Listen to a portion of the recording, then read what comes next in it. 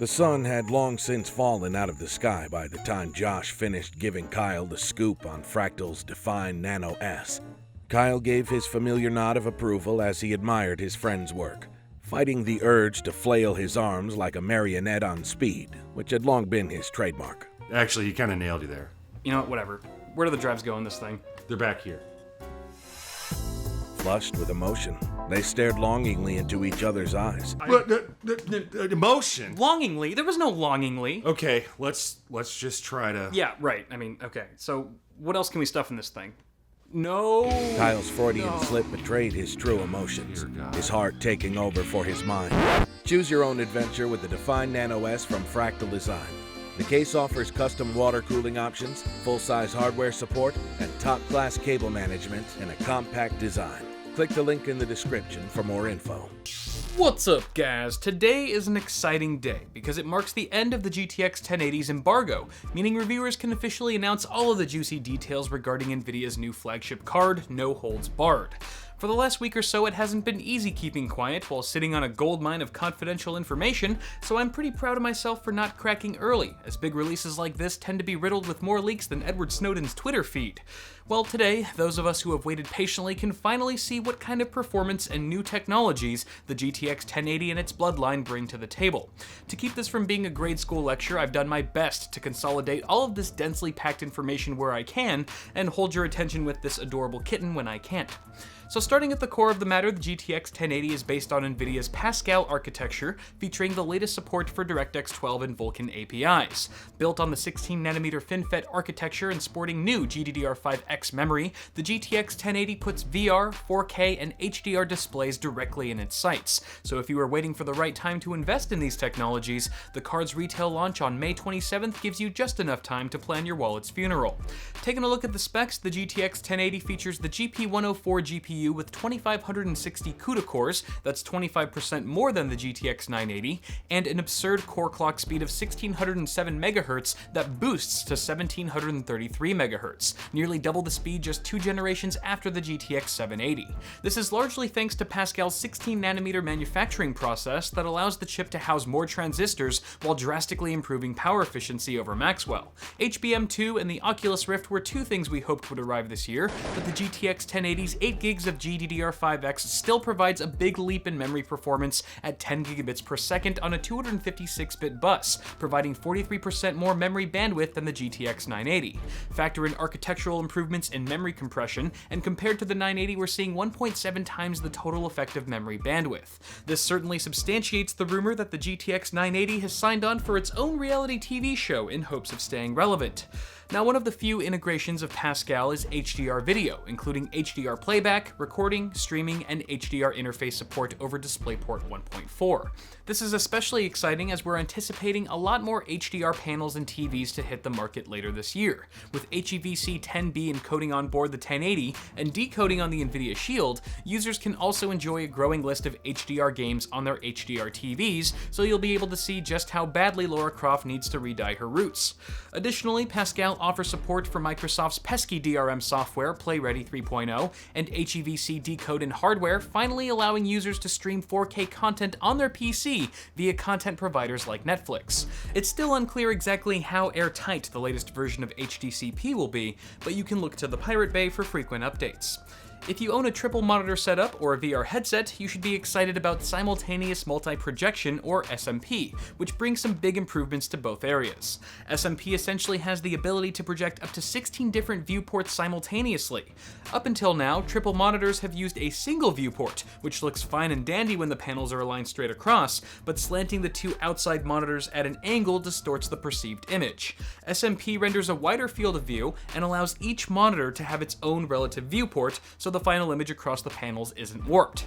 Single pass stereo is another new technology under Nvidia VRWorks that uses SMP to draw the scene geometry in just a single pass before projecting views to each eye. SMP is also utilized by lens match shading, a feature that projects 4 viewports per eye that closely approximates the lens corrected image sent to the headset display. Rendering on this lens shaped surface offers a good starting off point and improves performance by not rendering unnecessary pixels that would otherwise never be output to the VR headset. This effectively cuts the chip's geometry workload in half when rendering scenes in VR. While we're on the topic of VR, it's nice to see Nvidia hasn't forgot about audio. The audio design in VRWorks uses ray tracing to simulate the reproduction of acoustic properties in the virtual environment before reaching the user's ear. An example of this would be if a large pillar stood between me and a running R9 Nano. In real life, the piercing sound of coil whine wouldn't come directly at me, it would spread around the pillar and probably bounce off the surrounding walls before I could hear it, altering the reverberation compared to if the pillar weren't there. VR audio aims to accurately simulate these kinds of subtle acoustic properties to achieve a deeper level of immersion. With VR SLI, users can assign an equal number of GPUs to render images for each eye to create a silky smooth experience, a developing technology formerly endorsed by Carl from The Walking Dead. Additional support for multi-GPU includes Pascal's new dual-link SLI mode, which brings forth a re-engineered SLI bridge that doubles the effective bandwidth between cards compared to Maxwell to improve frame times and SLI scaling. The new high-bandwidth bridges come in 3 varieties depending on slot configuration, and will only support the GTX 1080 in two-way SLI. Older SLI bridges will still work on the GTX 1080, but like the newest iPhone, expect no improvements. Now, the 1080 will support 3- and 4-way SLI with existing bridges, but Nvidia will start requiring users to request free downloadable enthusiast keys that need to be loaded onto the individual's GPU to unlock the 3- and 4-way function. Whether this will prevent evil robots from testing multi-GPU setups against us largely hangs on the strength of Nvidia's captcha system. Along with the 1000 series, GPU Boost 2.0 is getting an update, aptly named GPU Boost 3.0. One shortcoming of 2.0 was that it only allowed for a fixed voltage frequency offset, which did increase performance, but the linear jump kept it from hitting the card's theoretical max clock. A clock block, so to speak. With GPU Boost 3.0, you can have different frequency offsets assigned to each individual voltage point, so the GPU can utilize the extra headroom that was previously wasted in GPU Boost 2.0. Even cooler is the OC scanner tool in EVGA's Precision X, an automated benchmark that detects the highest stable frequencies for every voltage point on the VF curve. You also have the option to adjust the curve manually, but that's kind of like rewriting the Shawshank Redemption. It's already perfect. Now, for competitive esports players, where low latency is the difference between life or death, turning VSync off seems to be the lesser of two evils. And while disabling VSync provides low latency, it also results in screen tearing, which, call me casual, sucks even more. To help mitigate this issue, the Pascal pipeline has undergone some serious changes to roll out FastSync, a new free method that eliminates screen tearing and reduces latency that's almost on par with having VSync disabled. 7 people in your area are now selling G-Sync monitors on eBay. No, guys, stop. Okay, hold on to your G-Sync panels for now because the two technologies are very different. In fact, FastSync is really only effective with high FPS games like CSGO, where the frame rates consistently soar above a monitor's refresh rate. So bear in mind this feature is heavily aimed at competitive games that aren't too graphically intensive.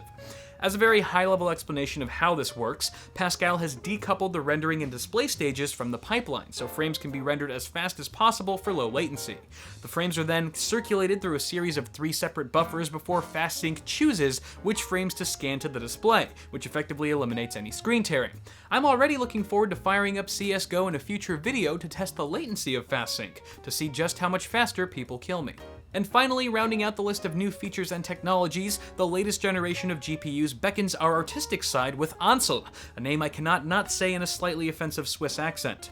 Nvidia's free-roaming in-game camera gives users virtually limitless control to take super-resolution screenshots far beyond what the game natively supports. The high dynamic range of these images allow for some sweet exposure manipulation in Photoshop, and there's enough effects to make any character look like an Instagram whore.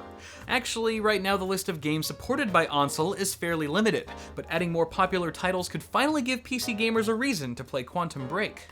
Now, you guys have probably seen it a dozen times on every tech channel and review site by now, but this won't feel like a proper review without at least a quick tour of the GTX 1080 Founders Edition, which, if you haven't heard, is the new fancy term for reference card.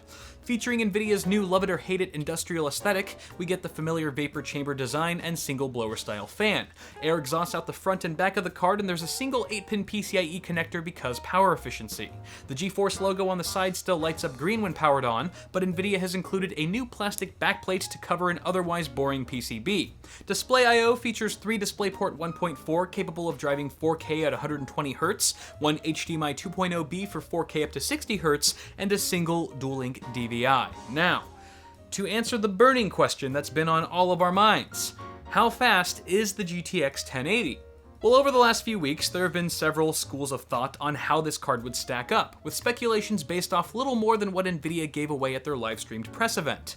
Perhaps the most impressive claim made that day was that the GTX 1080 would outperform two GTX 980s in SLI, a very compelling statement given the GTX 1080 Founders Edition price of $699. Today we put that claim to the test, with the GTX 1080 Founders Edition running at stock speeds, overclocked benchmarks soon to come, and two custom GTX 980s that have been underclocked to replicate reference speeds. To spice things up, I've thrown in a factory OC GTX 980 Ti that's also been dialed back to reference frequency to see how the GTX 1080 fares against the current reigning champion of gaming GPUs. Under load, the GTX 1080 hit 81 degrees Celsius in our testing, with load acoustics rivaling the last generation of reference coolers. Here's a quick listen.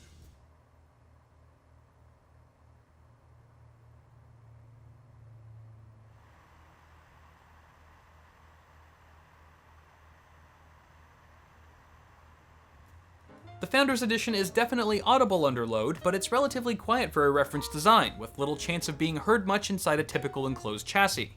Tests were run on my OpenAir X99 testbed with a 5930K at 4400 MHz and 16 gigs of DDR4 at 3000 MHz on a Gigabyte X99 Gaming G1 Wi-Fi. All four contenders were tested at 1920 by 1080, 2560 by 1440, and 4K on Windows 10 using the latest drivers, including a press driver direct from Nvidia for the GTX 1080. Ladies and gentlemen, it is with great pleasure and excitement that I now bring to you the benchmarks. Taking a look at Firestrike Extreme, the GTX 1080 turns out a combined score that's 24% higher and a graphics score 26% higher than the GTX 980 Ti. That's a very similar performance gap as the one between the 980 and the 980 Ti, which as we know is pretty significant. Now I can feel you looking off to the right side of the chart there, and yes, the GTX 1080 does get beat out by the dual 980s here. However, synthetic tests don't reflect real-world gaming performance, and just the fact that we're seeing a graphics score over 10,000 points with a single card is pretty damn impressive. After trying to run two-way GTX 980s in Ashes of the Singularity, I discovered the game doesn't actually support SLI, nor does it output a minimum FPS. However, I was able to test DirectX 11 versus DirectX 12 performance, and found virtually no performance difference between the APIs. This game relies heavily on async compute, so it seems Nvidia might have some work to do if this is the direction games are headed.